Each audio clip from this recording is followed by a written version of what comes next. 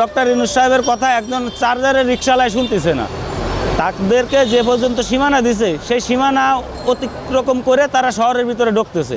আর আমাদের এই দেন পার রিক্সা নিয়ে যেখানে সেখানে বসে থাকতে হয়। চার্জারের রিক্সা সারাদিনই 2000 টাকা ইনকাম করতেছে, আমাদের 300 টাকা ইনকাম হচ্ছে না। মানে বরাবরই তেলো মাথায় তেল নেই, তেলো মাথায় তেল কেউ দেয় না। যার মাথায় তেল আছে তারা সবাই তেল দিচ্ছে, যার তেল নেই ওর মাথায় কেউ দিচ্ছে না, লাগবে বেশি, এর জন্যই কেউ দিতে যাচ্ছে না। আমাদের গরিবের কিছু কিছু আকুল আবেদন আছে।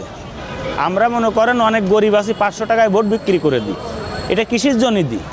আমাদের গ্রামের পাশে যারা মেম্বার চেয়ারম্যান হবে বিগত দিনে, এরাই এই প্রলোভনটা দেয়, এই ভোট কিনতে দেয়। এই যে 500 টাকা 1000 টাকা এটা দিয়ে আমাদের সঙ্গে চিটারি বাটপারি করে। এই টাকাটা কিন্তু সবারই দেয় না। আমি এই প্রায় 3-4 বার ভোটার অধিকার পেলাম, তা আমার আজ পর্যন্ত কেউ 2 টাকা কইনি যে তুই আমারে ভোট দে, তোরে 2 টাকা দিচ্ছি। কারণ তারা হয়তো গ্রামবাসী জানে যে না এই ছেলেটা এই দলরে ভোট দেবে, কি এই লোকটারে ভোট দেবে। আমি বিগত দিনে প্রথম যেবার ভোটার হয়েছি ওইবার আমার ভালো মনে আছে যে আমাদের ধানের শীষ আর নৌকা নিয়ে বুটি হয়েছিল ইউনিয়ন পরিষদে। তা আমি কিন্তু আল্লাহ পাকের দিকে তাকায় সত্যি কথাই বলতেছি, আমি কিন্তু ভোট ধানের শীষে দিছিলাম। কেন ধানের শীষে দিছিলাম?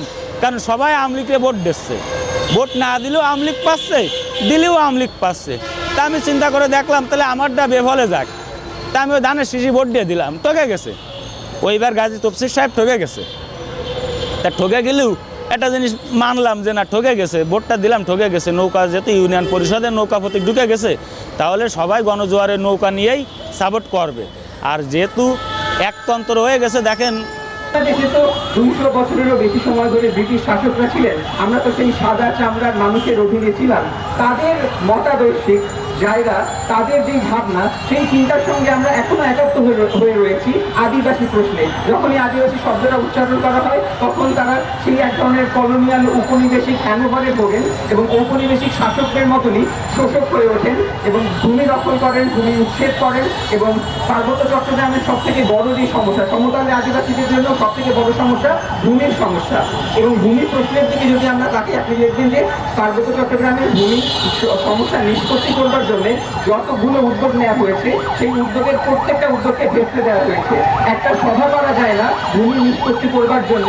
পুরো পার্বত্য চট্টগ্রামে যাদেরকে মানব ঢাল হিসেবে ব্যবহার করে যেই ভূমিহীন বাঙালিদেরকে পার্বত্য চট্টগ্রামে নিয়ে যাওয়া হয়েছে সামরিক বাহিনীর সহযোগিতায় এবং সামরিক বাহিনীর সরাসরি হস্তক্ষেপে, তাদেরকে মানব ঢাল হিসেবে ব্যবহার করে পার্বত্য চট্টগ্রামের যে বিভিন্ন আমাদের জনগোষ্ঠীরা রয়েছেন তাদের যে চিরাচরিত যৌথ ভূমি ব্যবস্থাপনা এবং ঐতিহাসিক যে ভূমি ব্যবস্থাপনা, সেই ব্যবস্থাপনাকে সম্পূর্ণ তোয়াক্কা না করে এক ধরনের নিজস্ব ভূমি আইন চাপিয়ে দেওয়ার চেষ্টা করা এবং সেই ভূমি আইন চাপিয়ে দেওয়ার মাধ্যমে সামরিক শাসনের মাধ্যমে সেটাকে বজায় রাখা এবং ভূমি উচ্ছেদ করা, জায়গা দখল করা, পর্যটনের নামে আমাদের জায়গার নাম পরিবর্তন করে দেওয়া, পাহাড়ের নাম পরিবর্তন করে দেওয়া, সেটা আমাদের বাস্তবতা। আপনি আদিবাসী ডাকবেন না কোন নামে ডাকবেন